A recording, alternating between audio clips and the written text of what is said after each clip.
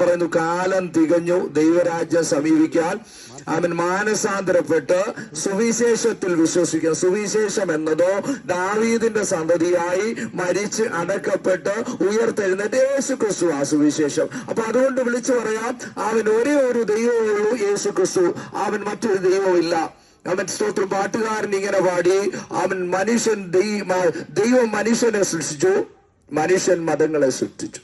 അപ്പൊ അതുകൊണ്ട് ദൈവത്തിന് ജാതിയും മതവും ഒന്നുമില്ല. ഇവിടെ വെയിലും മഴയും മഞ്ഞും ഒക്കെ തരുന്നത് ഒരു പ്രത്യേക വിഭാഗത്തിന് വേണ്ടിയല്ല. അല്ല ദൈവം വിചാരിക്കുക എന്റെ മക്കൾക്ക് വേണ്ടി മാത്രമേ കൊടുക്കത്തുള്ളൂ. അങ്ങനെയൊക്കെ ചരിത്രങ്ങൾ ഉണ്ടായിട്ടുണ്ട്, ഇല്ലെന്നൊന്നും ഞാൻ പറയുന്നില്ല. അങ്ങ് മിസ്രയീമിൽ അടിമകളായി കിടന്ന മനുഷ്യർക്ക് വേണ്ടി വെളിച്ചം കൊടുത്ത ദൈവമാണ്. കാരണം മിസ്രയീമിൽ മുഴുവൻ കൂരിട്ടായപ്പോൾ ഗോശൻ ദേശത്ത് മാത്രം വെളിച്ചമുണ്ടായിരുന്നു. അങ്ങനെയൊക്കെ ദൈവം അവൻ ചെയ്തിട്ടുണ്ട്, ഇല്ലെന്ന് പറയുന്നു. പക്ഷെ ഇന്ന് ഇത് കൃപായുഗമായതുകൊണ്ട് എല്ലാവർക്കും ഒരുപോലെ മഞ്ഞും മഴയും ഒക്കെ തന്ന ഫലഭൂഷമാണ്. പ്രത്യേകിച്ച് കേരളത്തിന്റെ മണ്ണ് വളരെ ഫലഭൂഷമാണ്. അങ്ങ് കിഴക്കോട്ട് നോക്കിയ മലനിരകൾ എന്തു ഭംഗിയാണെന്നറിയോ. അങ്ങ് പടിഞ്ഞാട്ട് നോക്കിയാൽ കടല, അവൻ നല്ല ചൂടേറിയ കടൽ കാണും.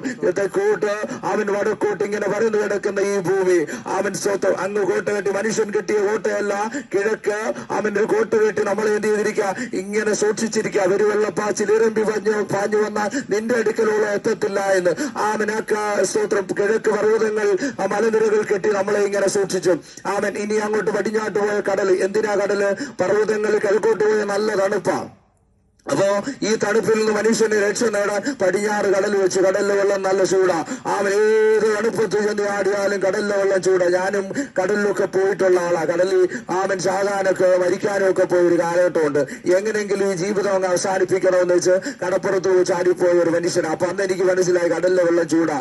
അവൻ സ്തോത്രം ചൂട് പിടിച്ച്, തലയ്ക്ക് ചൂട് പിടിച്ചിരുന്ന ഞാൻ അവൻ സ്തോത്രം ആ ചൂടുവെള്ളത്തിൽ ചാടിയപ്പോ ഒന്നുകൂടെ ചൂടായി. എന്താ കാര്യം എന്നറിയോ? പണ്ടുള്ളവർ പറഞ്ഞു ഉഷ്ണേന ശാന്തി. അപ്പൊ അങ്ങനെ എനിക്കൊരു ചെറിയ ശാന്തി കിട്ടി. സ്തോത്രം. അവിടെ നിന്ന് ആ കടപ്പുറത്തു നിന്ന് യേശു ക്രിസ്തുവിനെ അറിയാൻ ഭാഗ്യം ലഭിച്ചു. ആ കടപ്പുറത്ത് പാർക്കുമ്പോൾ